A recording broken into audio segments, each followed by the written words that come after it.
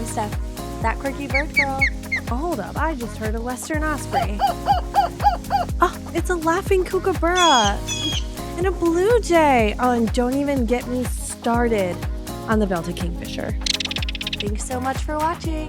Be sure to subscribe and hit that follow button. Watch my TV show one day. Hello, hello, hello. And welcome back to That Quirky Bird Girl. I'm your host, Steph. And today I'm bringing you another brand new episode for something that I admittedly didn't even want to be sitting here talking to you all about. It is the hardest thing that I can talk about. It is something that I have struggled with practically my whole entire life as the oldest of 5. Oh my gosh, this American robin has a worm in its mouth, which means it's taking it back to the nest. And behind us is a blue jay just signaling an alarm call, which means that there may very well be a red-tailed hawk in the vicinity. Oh my gosh, I cannot believe this American robin, y'all. It's going to bury the worm? Okay, I digress. Today I'm talking about something that just really grinds my gears about myself, something that I admittedly should be able to do and easily. People often assume that I can do it easily or that I do it easily, but it is impossible at times for me, and that is vulnerability. Okay, this is something that terrifies me. In spite of me being able to actually have conversations about my deepest grief and pain on stage and being able to pick up a phone and sometimes even talk about it in front of my phone, talking about it in ways outside of those formats feels impossible. So much so that, like, even down to family members finding out vulnerable pieces of my life from my social media rather than it actually coming from me. And a lot of the reasons why that happens is because it's so much easier often for me to sit in front of a phone and tell you all what vulnerability is rather than me actually express it. So this episode is all about me actually expressing it, being it, living it, and not just talking about it, because it's easy to talk about something, but it's much harder to practice it.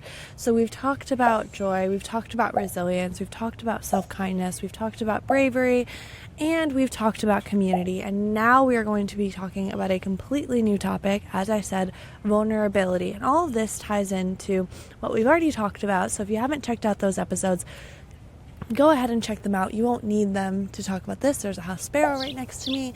I love doing these episodes right here in Central Park for a bunch of reasons, but one of those reasons is because I get to be surrounded by birds and literally ADHD distractedly while just listening to birds and enjoying nature in a literal nature bath. If you're not familiar with what a nature bath is essentially what you give yourself the gift of. And I'm hearing a northern flicker by just sitting down and taking in the noises of nature, taking in the experience of nature, looking at the greenery.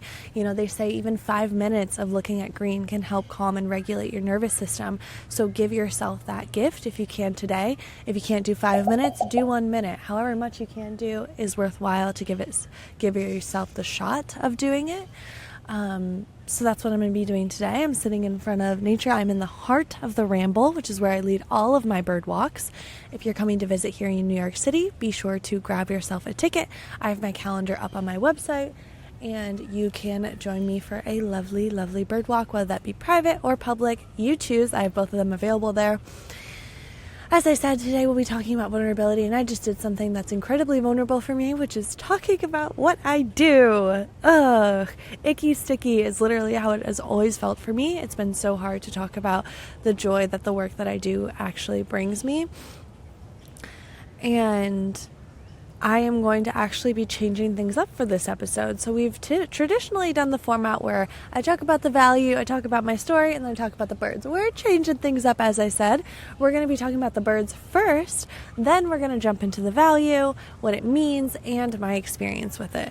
So to get us started with some lovely, lovely birds that express vulnerability. Gosh, there are so many. When I sat down to think about how birds inspire me through this value, I really just recognized how big of a role birds have played in my life as it relates to vulnerability, because I've always, as I said, struggled with being vulnerable. And when I doubt myself, and often people look in the mirror and they like hype themselves up and they're like, you're so cool, you're awesome, you can do anything. When I look in the mirror, I see birds and I'm like, okay, what bird can help me in this scenario? What am I struggling with? Okay, I'm struggling with vulnerability. These are the birds that help me get across that finish line of being vulnerable, whether it be with audiences, honestly, whether it be with myself, or whether it be with others, like my friends or family. And I'm recognizing that before we actually dive in, I actually have to give a definition of this before we get into it. So for a definition of vulnerability, we talk about our ability to share and really dive deep into the depths of what we might consider our grief, our pain, our happiness, our joy. Vulnerability isn't necessarily just about sadness or the experience of sadness or the experiences that hurt us or cause us pain. It's also about sharing those experiences that bring us joy. Oftentimes, especially after I got divorced, I really struggled with accessing those pieces of joy and sharing them with other people because I felt like it was almost too much. So often with grief, with vulnerability, it's really just more about giving ourselves the permission that we need to be able to express the emotions that we feel inside, whether that be sadness or happy or whatever it is in that very moment. Expressing that to whoever it is that's around us to the degree that it feels comfortable to us. I'm hearing a northern cardinal. Oh, y'all, I just love recording out here. It is so amazing. So many beautiful birds. So now you have a definition of what vulnerability is. I'll get into my story around vulnerability a little bit later, but let's get into some birds that help us feel all the ever more vulnerable. I'm looking at a bird right now. I digress. So the birds that really help me, I'll go from ground to top of our trees, and that is a juvenile American robin that I'm looking at. That's why its behavior is so weird. If you've never seen a juvenile American robin, they have these brown spots all over their chest and they just look silly. They don't look like an adult at all, and they also do things that are silly. Like, for example, this American robin's just looking around at the top of this tree. Usually you won't see American robins unless they're like hyper vigilant defending their territory. You won't see them higher up on those tree branches, just sort of looking around and amusing their environment. So it was quite strange when it was hanging out there. All right, now let's get into birds. I'm sorry, I have ADHD. I can't help myself. For vulnerability, one bird that has really, really, really helped me has been the rock pigeon. I've talked about the rock pigeon a few times on this podcast, and that is because I love, love, love that stinking bird, okay? They were first domesticated by Egyptians when they saw utility for them to be able to support farmland and really more generally just farming. They would feed the pigeons seeds, and the seeds would then get dropped by those birds as they were flying and hovering around, and then they would be fertilized. Oh, there's a common grackle digging around on the leaves behind me. But they had this great utility for farming, and so over time, Egyptians grew closer and closer with the rock pigeon, seeing that there are actually more utility than just farming. They were also useful for food, which is an unfortunate tale for the rock pigeon, but they were also useful as companions.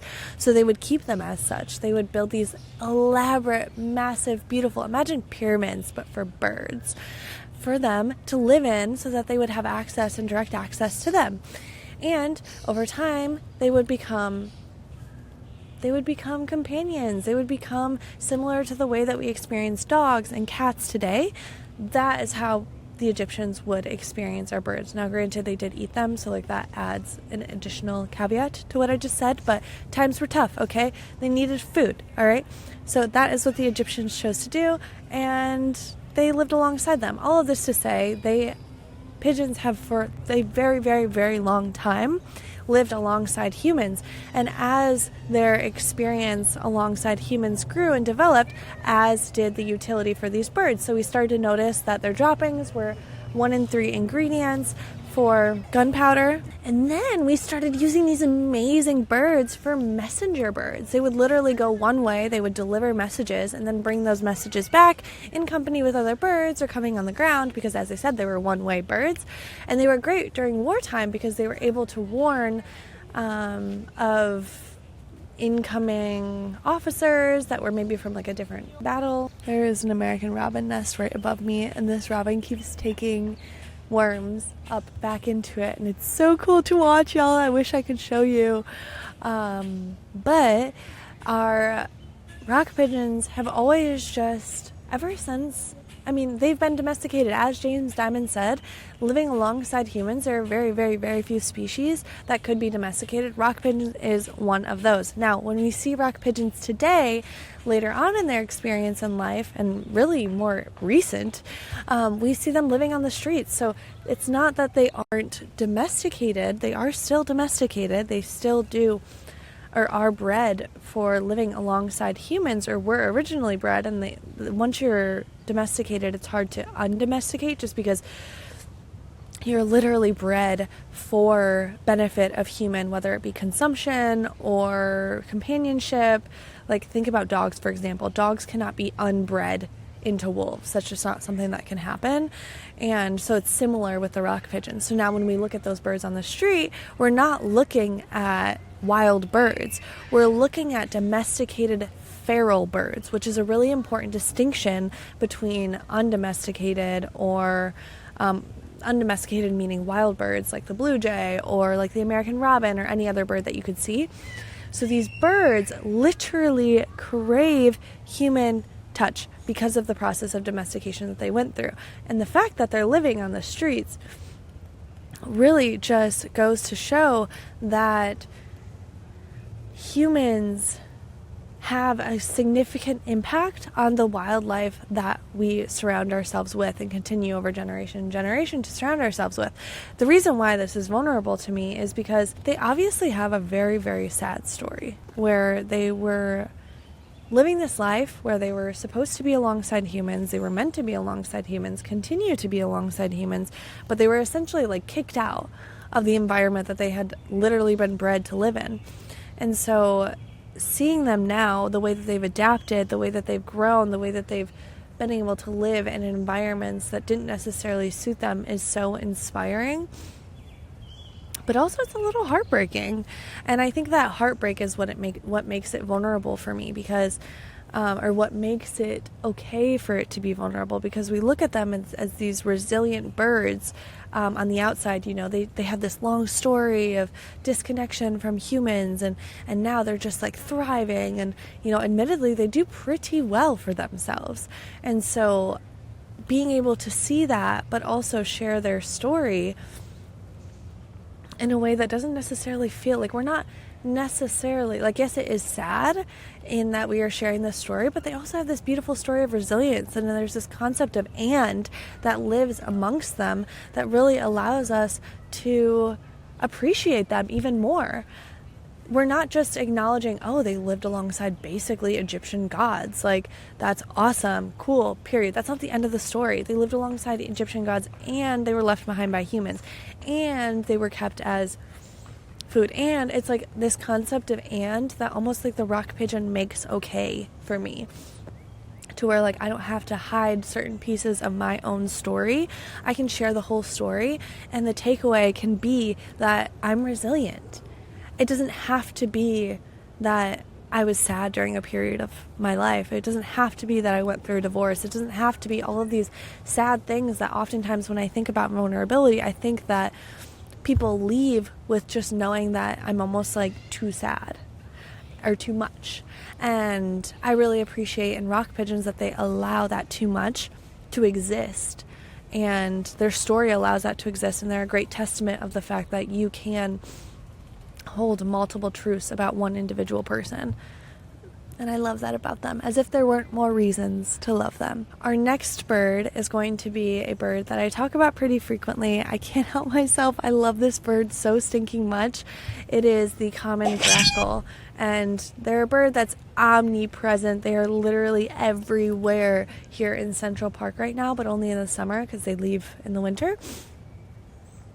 And a reason why they feel vulnerable to me, and these are also ground foragers, but you can see them at midpoints of the trees. They're blackbirds, and they're beautiful. The males have this like stunning green, purple, blue array on their throat, and they're just hands down some of my favorites. But a reason why they feel very vulnerable to me is because the males, they arrive early, and they have to go through so much to raise food, to get food, to acquire food, and then also to create a nest for the females to come and then decide whether or not the females want to be with those particular males.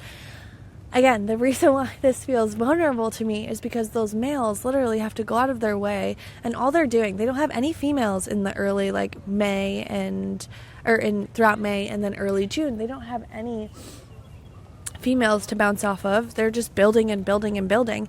They don't have any way to know whether or not they're doing it the right way, or doing it, oh, there's a house sparrow, or doing it in a way that works for the female. All they're doing is going off of their instincts and watching other birds, analyzing their actions, trying to see if they're doing things in alignment, or at least a little bit similar to what they're doing. They could be totally off. You have no idea until the females literally arrive, and then when they arrive, they could be totally off. There is so much vulnerability in that, and recognizing that oh my gosh, I could be getting things wrong and making mistakes, but I'm going to keep going anyways. I'm going to keep going. I'm going to keep fighting. I think that's something that I've really learned throughout my divorce and throughout just moving to New York City, building this platform around birds, has been that I didn't recognize how much vulnerability there is in building, and how you just won't know what will take. You won't know what people will connect with. You won't know what people will like, what they'll enjoy, what feels good to them. And so you have to just try and keep trying, and you're gonna make mistakes, and you're going to fumble, and you're going to say the wrong thing, and people are going to take things. Someone once told me that my content, because I use so much red, it looks like I'm MAGA. And let's be clear here. I am not, and never ever ever would I be. Disgusting. But getting input like that tells you a lot about how you are showing up, and whether or not you're able to adapt to it, whether or not you're able to take it and listen to it, or run away from it, or whatever it is that you're doing. To take input is such a vulnerable experience. It takes so much strength and so much bravery to be able to listen and hear those thoughts out and say okay, all right, I hear you. I understand why you're saying that. Here's what I'm going to do about it, or here's what I'm not going to do about it. And you kind of have these two options that vulnerability places you in, where it's okay, which am I going to go with? Am I going to go with either? Common grackles do that for me, where they open up this door of okay, if a grackle, oh my god, there's a northern cardinal. It's eating a seed right now, y'all. A native seed that it's going to go and drop. It's a male, so there's a female probably somewhere nearby here, but I'll actually jump with that note. I'll jump directly into our northern cardinal, because I was going to talk about a blue jay, but northern cardinal, blue jay, same token, similar token. And that is through their color, their vibrancy. Y'all know I love my red. I love, love, love red. I think red is an amazing color. I think it's so beautiful. I think it also encompasses my message. I am no longer living a life where I am fearful of being seen. I want to live a life where I am seen, where I'm noticed, where I am when you're looking at a cloud of greenery, what's the first bird you might notice? It's the bright red ones. And I'm finally in a place where I am okay with that. And I think the northern cardinals even, they moderate that for me. They show me that you can do that. And yes, it makes you more vulnerable to predators. Yes, it makes you more able to be seen, but it also makes you more able to be seen. And isn't that the whole point? I spent so much of my life hiding and wearing baggy clothes and making sure that no one had problems with the things that I was saying, and I don't want to do that anymore. That's not a life that I want to live. And so being comfortable with the fact that you can stand out and you can be the most full version of yourself, however that looks, is a incredibly difficult journey. It's a journey of vulnerability, but it's a completely worthwhile one to do. I have learned personally And I'm going to keep going on it. And part of the reason why I feel like I can keep going on it is because of the northern cardinal. Now, I want to get into another bird that I freaking love, and it is an intelligent bird, and that is the yellow warbler. And I'll actually have to talk about two birds in this story because one of them is a little poopy head, and the other one is an awesome bird. So, our yellow warbler, they're these small, beautiful yellow birds. The females are a little bit duller of a yellow, the males are a bright yellow, and they have these beautiful red stripes down through their breast. They're absolutely stunning. You can see them in meadows this time of year. They're nesting in meadows, but they're also a migratory bird. So not only is their journey vulnerable because they're traveling all the way from Central America and the southern tips of the United States up to the northern tips of the United States, that's an incredibly vulnerable journey. But aside from the vulnerable journey, in addition to that, once they actually get to these meadows where they're nesting and they're building their nest and they're laying these eggs, they have this predator of the brown-headed cowbird. And now it's like, oh my gosh, okay, how the heck do we avoid these birds who lay eggs in the nests of other birds? And often will even like kick out the native birds' eggs. And they do this to a bunch of other birds. House sparrows are one really good example. You often see these like incredibly large, because brown-headed cowbirds are quite large in comparison to any other bird that they lay the nest in. They're about like, I would say double or maybe even triple the size. And so when they lay these eggs in the nest, they look quite similar to the yellow warbler, right? So at our site or at our eye line, you wouldn't necessarily be able to tell a difference between the two eggs. However, the yellow warbler, when the brown-headed cowbird lays an egg in their nest, as the brown-headed cowbird does, they will kick out an egg of another warbler. And then what they will do is, when they'll obviously leave the nest, when the yellow warbler returns back to the nest, they've learned how to tell a difference between the brown-headed cowbird's eggs and the yellow warbler eggs. And that is a massive, massive, massive skill that honestly could just be a guess. How do we truly know? There's only one way to know, and usually that's when the egg hatches, unfortunately. And so that just means that the bird has to go through this process. And oftentimes, mind you, like house sparrows still have no idea that the brown-headed cowbird is not actually a house sparrow. They're just like, why does this bird keep growing? And they end up, because they're so much larger, they need so much more food. And so it's just so much more resources that are poured into this bird.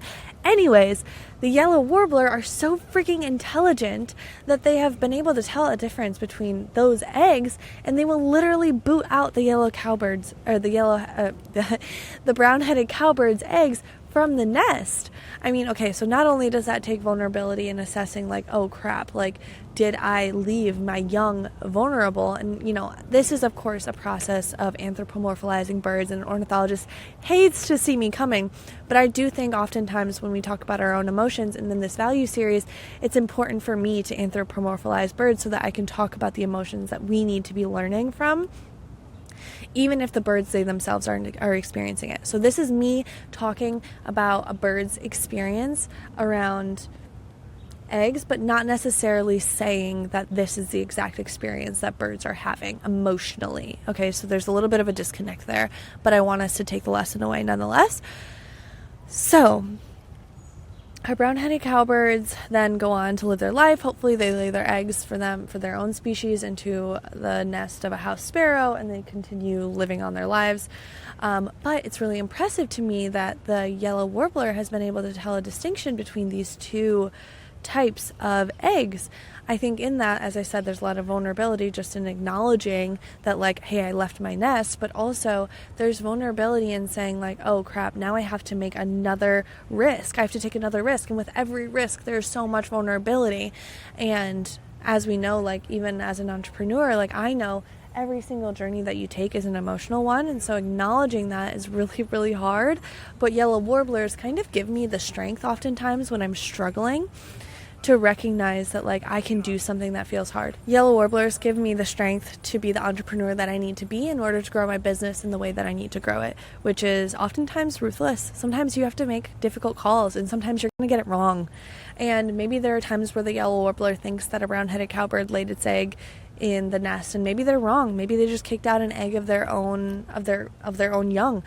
But sometimes you have to figure out what risk to make and calculate those risks efficiently so that you can continue doing the work that you want to be doing. And our last bird that I want to talk about that has taught me so much is actually going to be a bird that I've never talked about on this channel, and that is our northern flicker. I love northern flickers because there's so much diversity that we can talk about even within one species. We have the eastern population, which are yellow flanked, which means that their yellow underparts are underneath, of course, yellow. And then we have the western populations, which have red underparts. And I always thought it was so cool that we could talk about those two different distinctions. That has nothing to do with vulnerability. That's just a fun fact that I love to share. Our northern flickers are typically seen hanging out at the tops of trees that are barren. So trees that don't, usually dead trees that don't have any leaves on them, trees that are just kind of like hanging out, and you'll see northern flickers hanging out on the tops of those, sort of looking around. You'll also see them down on the ground, kind of variable, but obviously we know that like being out on a barren tree places you in a significant risk for bald eagles, for hawks, for falcons, any bird that eats other birds, or anything that eats other birds really, puts this bird at a significant risk, because you don't know, like, often like these birds might not totally be aware of every single species that's around them. You know, they might know like, oh, over there's a hawk nest, but they don't know there's a hawk behind them stalking them. So especially if there's not a blue jay around to be screaming, okay, like, it's not easy to be a bird. There are predators everywhere. And so I always found it so inspiring. There was this one hike that I did specifically outside of Chicago, and I was walking around and I look up and I see two northern flickers just hanging out at the tops of these trees, and I'm just looking up, admiring them for their bravery and their ability to be out there vulnerable, just exposed. Because also, if you've seen a northern flicker, they're these array of like brown and a little bit of red and a little bit of yellow and a little bit of black, and they just have these like stunning colors that really catch the eye, our eye at least. And so I can just imagine that like being out there, being in the open is just such a vulnerable experience, kind of similar to the northern cardinal, but different in that like our predators are literally to like, yes, our northern cardinals like naturally are more exposed just because of their plumage, but because the northern flicker always to me literally put themselves in positions where they would be more exposed, it felt especially inspiring to me because I got the opportunity to look at them just doing their thing, foraging, looking for food, not having this like overarching constant fear.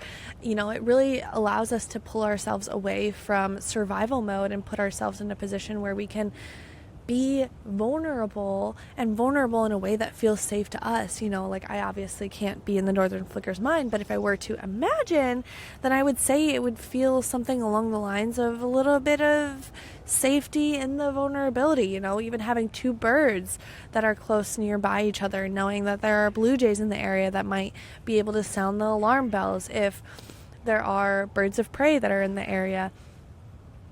And all of these birds exemplify so much in vulnerability that I've struggled with throughout my whole entire life. And when I look in the mirror, I see them as a sort of like slideshow based on what it is, what piece of vulnerability it is that I'm struggling with, on an individual level, but also like just more generically in my career, in my life living here in New York City, in my family, because especially with what's going on with my family right now, and I'll get into it in a few minutes, but it's just not everything is what we experience or what we share on the outside. So oftentimes, and I'll get into my story right now, oftentimes what I prefer people to see from me specifically is that I'm joyful, and that I am someone who shares joy and extends joy as much as I can. And that is a preference. That is something that I want people to experience through me. That's something that I care a lot about, people enjoying when they're by my side.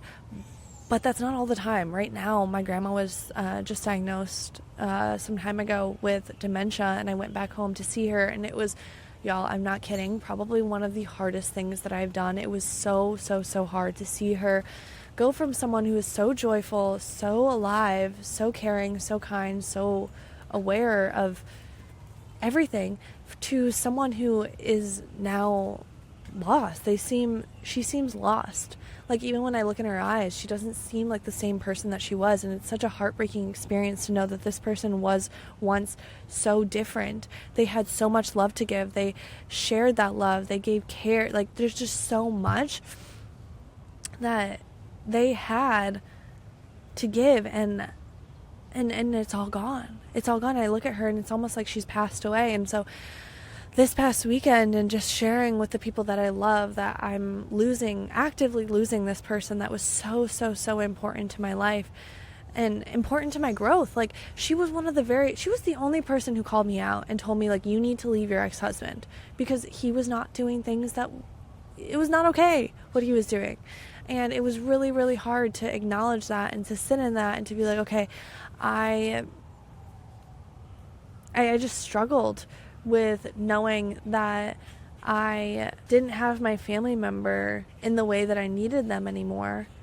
And also knowing that she was this pivotal person in my life who really changed a lot of things for me and, like, called me out and said, like, this isn't someone that you should be with anymore. She was part of that. She, like, without her, I don't think I would have left my ex-husband. And so seeing her the way that she is now feels so different and so hard. And sharing that has been impossible, or at the very least felt impossible. And on top of that, just going through the movements of life and being an entrepreneur, you know, there are ups, there are downs, there's so much that happens as an entrepreneur. And you'll have, like, really high highs, and it's like, oh my god, everything is awesome, everything is great, everything is going, everything is moving, woo! And then it's like, whoa, wait, hold on, what's going on? Oh my gosh, why, like, how is this happening? How, like, and it is a really hard thing. And I think I've gotten very accustomed, or tried to become as accustomed as I can, to the ebbs and flows of owning my own business, but it's hard. It's really hard. And I think that these birds help me keep moving throughout those hard pieces and remind me that, like, it won't always be this feeling of difficult. There will be a higher peak, a peak point. And then it'll move again, and I'll go through these waves and continue to go through them. And I think it teaches me a lot about life, but oftentimes I've only wanted to share about those high points, those things that have been really good, and not necessarily share about the moments and I just want to focus on the good. That's been my motto, my life mission, what I've wanted to do. And I think I've recognized over time that, like, it's human to have a hard time. It's human to be going through something that feels difficult, and allowing myself to be human in my relationships has been really important in letting people get to know me, and letting my friends specifically get to know me after such a difficult period, or during such a difficult period of my life. Because even, like, it's hard to talk about in the moment. It's hard to tell people that I love, like, this is what I'm experiencing, this is the pain that I'm feeling. And I don't know what words to say. And sometimes they don't either. And that's also a vulnerable experience. Like, not knowing how someone will respond to the pain that I'm experiencing personally it's hard. It's just really hard. And so releasing the shackles of what I experienced has just been something that I've been working on. And then in addition to that, really talking about my divorce and integrating that into my vulnerability story, but also talking about it as my journey of joy. Like, I completely lost my joy throughout my divorce, and really up until the past, like, 6 months when I started hosting events was when I felt like my joy was coming back. And up until then, it was just it felt like it was completely gone, or it diminished. So I think all of this to say, like, vulnerability is an incredibly difficult thing to practice with, whether it be with your loved ones, whether it be online, whether it be even with yourself. Vulnerability is so hard to allow to exist in your own body, because it forces you to get back to that and that I was talking about earlier with the rock pigeons. It's like, okay, can I be sad and happy and mad and angry and joyful and all of these things? Can I be all of that in one vacuum? And the answer is yes, you can. You can literally be whatever you want to be. But it's about accepting that for yourself and allowing yourself to be that when it doesn't necessarily feel comfortable for you to actually be that. And there'll be a lot of times where it doesn't feel comfortable for you to be that. I know that for myself, I can say that is the case, and it took a long time and a lot of safety within myself, a lot of safety within others for me to be like, okay, maybe now I can be vulnerable. Maybe now I can be my holistic, true self and release the shackles that I'm keeping myself held up in. I don't have to do this anymore. I can be someone who shares the good, shares the bad. And I've gotten so many times from people, oh, well, like, you're so joyful. You must have had such an easy life. And that's not what joy is, my friends. That is not what joy is. Joy is about the vulnerability. It's about existing within the vulnerability. It's about accepting the sadness. It's about accepting the pain and accepting that it exists alongside joy. And if it's hard for it to exist alongside joy, that's okay too. That's vulnerability. Like, vulnerability happens in every single thing that we do. And I think it's been hard for me to acknowledge that, to live within that, to experience it for myself, and then also share it with others. So if you're struggling with that too, I totally understand why. Just know you're not alone. There are so many other people that struggle with this too. And I'm going to keep talking about it. So continue to subscribe to my channel, y'all. This was our episode about vulnerability. I am so glad I got to chat with you all about something that I personally have been struggling with. So be sure to stay tuned for more episodes. Hit that subscribe button, and I will see you on the other side. I love you so much.